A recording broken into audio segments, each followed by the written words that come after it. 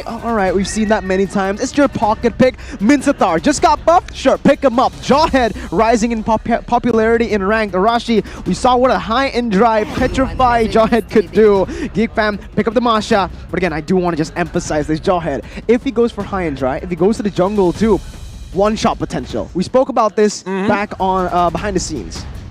To add to that, Jawhead does not require too many items to start having that 1v1 instant burst potential. And of course, we know that Aura Fire, they're a team that's very adept in getting those pickoffs as well. So the Jawhead is going to be so vital in enabling that fact. But the audience comment here from Ted Joe Axel. Aura Fire, respect is the key. Remember hashtag Aura Fire.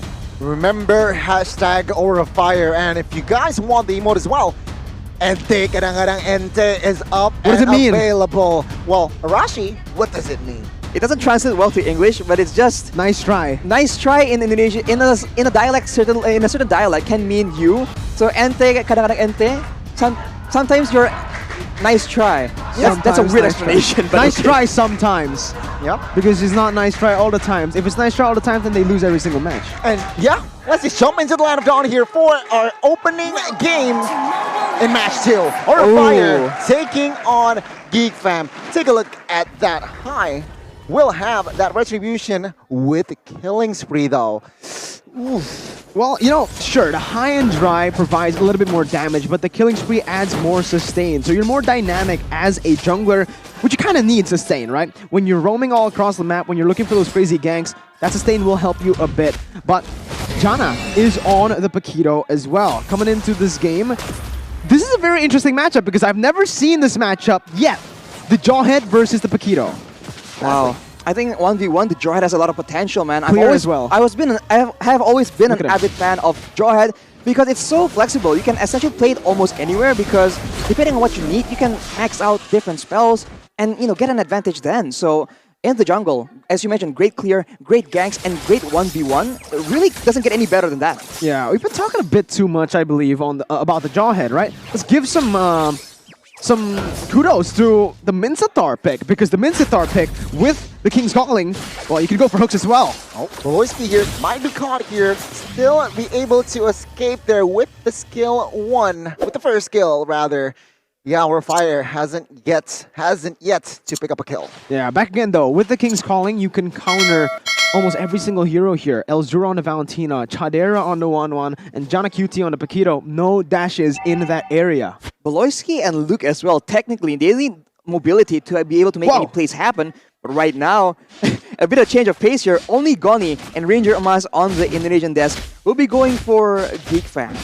I like it. I like the composition here from the side of Geek Fam. I'm not convinced that Jawhead will have a impact in this game. Well, we'll have to see here. Hi, please prove me wrong. You have to remember to cast a curse, man, Goni. You say that High is gonna absolutely pop off as they're playing for the Turtle right now. And Aura Fire, they have a very scary early game composition. It's 4v4 here in the Turtle area. It seems like High and friends, they are still in the upper, in the favorable trade there, favorable area. Aura Fire picking up the first neutral objective in that Turtle. Ooh! And hook landed onto Elzura. Not enough damage to take him down. Just, lower it down to half HP. Yeah, and again, right? Aura Fire, you can see not a lot of kills. No kills at all, actually, but they're already 1,000 gold ahead. How? The farming pattern of the Jawhead. You farm so fast. You clear the jungle so fast, Arashi. And now with the extra pressure in the XP lane, High might just transition to try and invade into the jungle of Geek Fam. We talked again and again about the side lane pressure, and if you win a side lane, they can invade into the jungle with that additional pressure, with that extra member participating. This is a pattern we've seen a lot from Aura Fire, and actually we saw it earlier again from Alter Ego, so maybe that is what they're going to do in the mid game. For now though, both teams seem to be taking it just chill, as there's no real need for any risky plays, because both teams I think scale pretty well. Seems like the Aura Fire, they are setting up top side. 4 members once again pressuring Kadera here. with Geek Fam still hovering topside as well, but no commitments to a fight just yet. Kadira really needs to be careful regarding his positioning. Very, very careful. Oh, real world manipulation box. Peak's calling as well, and Kadira will not be able to escape, but not for long as High will pick up the first kill. Kadira also picks up a kill as well, 1-for-1 there, but Boloyski is rather low. He needs to be careful. Azura, backup is coming with the real world manipulation there. It's stolen away. High, Kabuki, Facehugger immediately disengage. One thing you can notice instantly here, High was very tanky. Is he building tank? We'll just have to wait to see actually the item builds here, but no, have to see. I think he might just be maxing out that second skill. I mean, Jawhead, as we mentioned, so flexible depending on what skill you try and max out first, and I think a High of all people will know exactly when to adjust on that skill build. Let's see. Coming again here into the bottom side. This is where Fluffy can actually have a lot to say, right? The winning lane already for the Fredrin up against the Masha. This is a matchup that we haven't seen a lot, but I guess right now, in terms of just dueling power, Fredrin is the best hero to win lanes. Well, Fredrin has great dueling potential, and with that pressure, he brings a lot of multiple members of GEEK Fam to the bottom side as Aura Fire go for the turtle.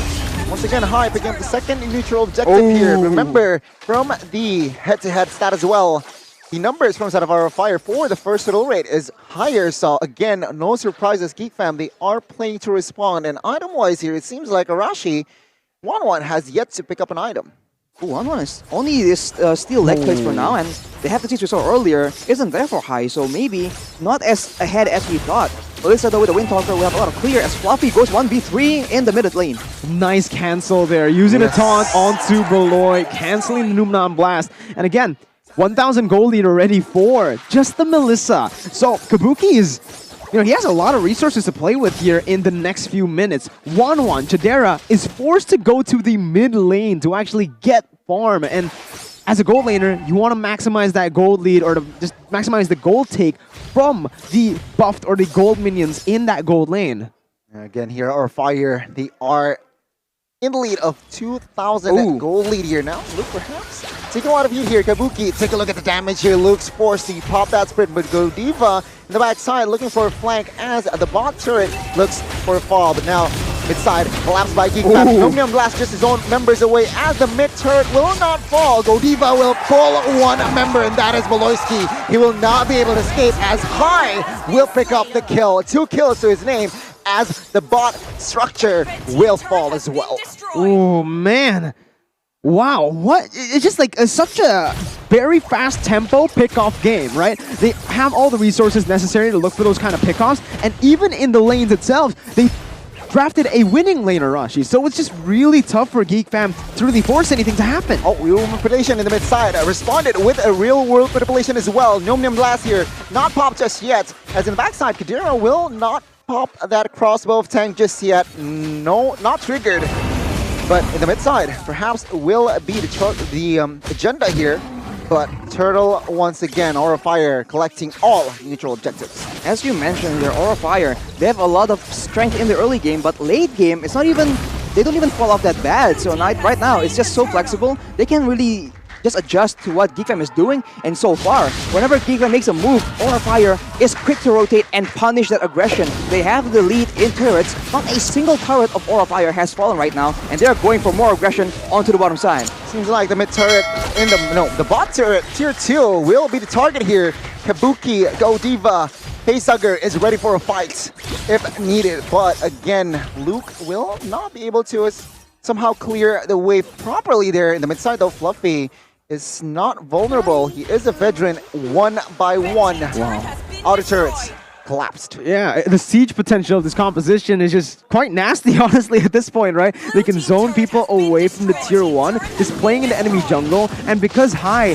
is so tanky, yet it has so much damage in his kit, there's not really much that Geek Fam can do to respond to that. Jana has been farming really well up against this Jawhead, but it just feels like he's not really able to put any pressure back on the map against this composition. I think the 1v1 potential between the Paquito, usually people are afraid of the Paquito because of the burst damage of the potential for the Paquito to snowball, but against the Jawhead, that really doesn't seem to be the case. Hai doesn't really mind dueling out with John Acuity, and with the rest of the members just having so much pressure, they can actually do a lot better. But right now, bottom turret being taken by the side of GEEK Fam as Aura Fire, they make a play for the top side. Yeah.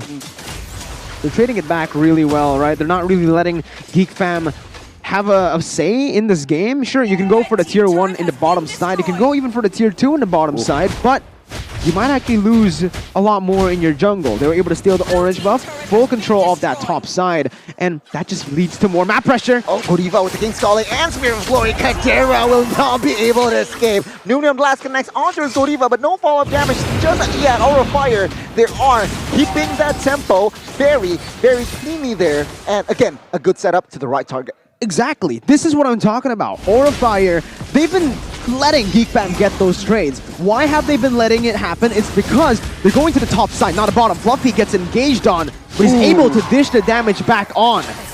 A good bait there.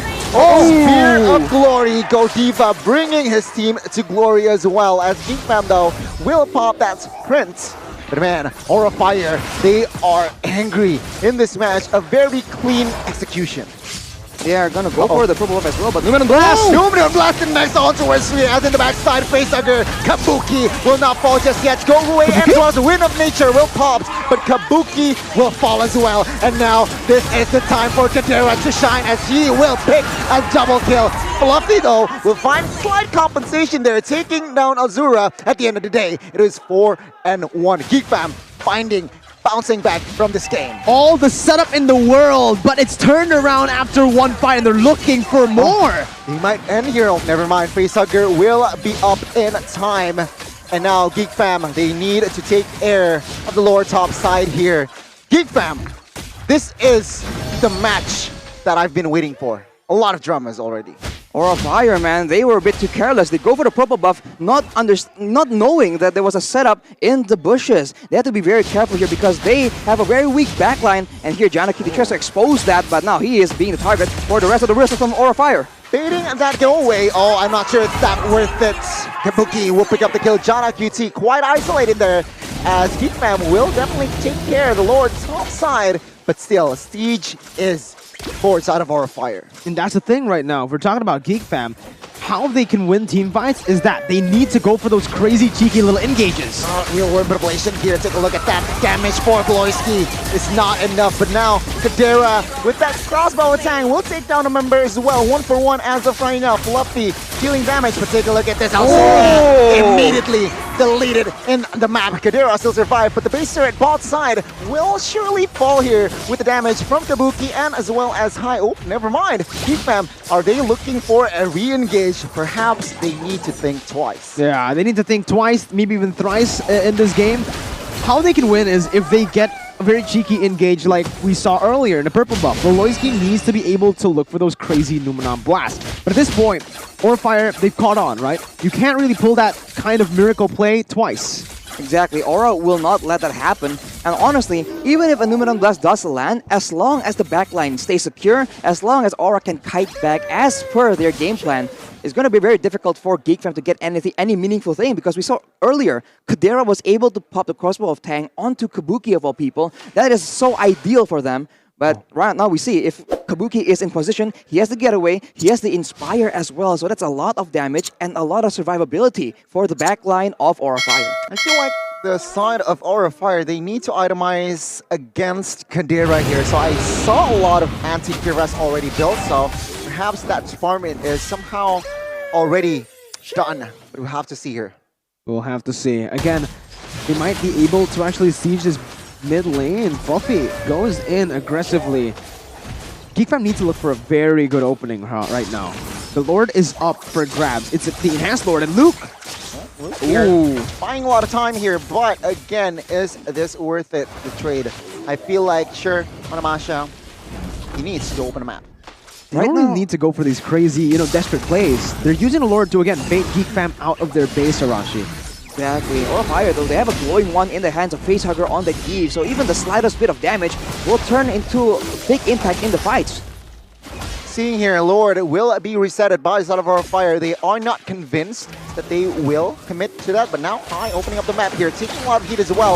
Let's take a look at the re-engage. King's Calling was popped. Gloisky is taking a lot of damage, but Jana Cutesy, the backside, will find one. Take a look at that. Numenum Blast, but Fluffy will find Kadera. A little wrong positioning there as Kabuki. The damage is just there, and all of the members from side of Geek Fam is running for the hills. Oh man, we mentioned it. The miracle play can't really happen twice, and it didn't catch Kabuki. Kabuki is the main target you should go for Geek Fam, but he's so far back in these team fights. That is the advantage of Melissa has over a 1-1. You don't have the same kind of mobility, but the range advantage as well as the output, right? Being able to actually attack multiple members at the same time. If Geek Fam goes for those clump of team fights in an attempt to just confuse Aura Fire and dive towards that back line, Kabuki is going to do an insane amount of damage if he is not focused down properly. Godiva bumping that King's Calling, and take a look at Beloyski. He gets taken down by Kabuki. It seems like Aura Fire has built enough space to collect the second lore here, enhanced one, and Aura Fire again still with the control. Very good, again, objective setup for the side of Aura Fire right now. They were able to bait Geek Fam into a lot of these team fights. They might actually be looking for a concealed play up top. No, they don't want to go for that. Again, they need to learn from the mistakes, right? When you have the Lord, just play with it, right? Maybe don't go for those aggressive invades until the Lord actually spawns, so you have equal pressure on the lanes. Right now, the macro play coming from Aura Fire. They will try and match all three waves to crash at the same time. Geek Fam, though, unfortunately for them, they do not have, a very good amount of clear in their composition. So Aura Fire, they can abuse this really, really hard. They have the high ground presence from a facehugger on that Eve, and they can use Kabuki as a sieging tool as well. So they might be forced to actually make a play of their own here as Fluffy goes into the base. Whoa. Fluffy here will clear the bot minions as well here, but he needs to be careful as Lord is now marching bot side. Base turret bot will fall, and now it seems like Aura Fire, they are still on the hunt. They are still on the siege, looking for the right opening here, perhaps from that Spear of Glory from Godiva. And now the mid base turret will be the target as Lord has reached the base. Because Geek Fam, they will need to take care of that Lord. Done. Now the defense will have to see her King's Calling on towards the backside. But take a look at this. Shaman QT will deal a lot of damage, but take a look at Kabuki. He is free hitting every member as two members now fall. Geek Fam, they are looking rather shaky, but in front side, Ozura will not be able to survive. Forced to use the flicker, and that glowing one will not be able to take him down just yet. The base is exposed. Game 1, Aura Fire. Aura take the victory in Game 1. Geek Fam were able to push the game a little bit longer with that crazy play. Beloyski with the 5-man Numenor Blast. But in the end, we said it, in the draft, that Minsathar just negates so much of Geek Fam's composition. That's crazy.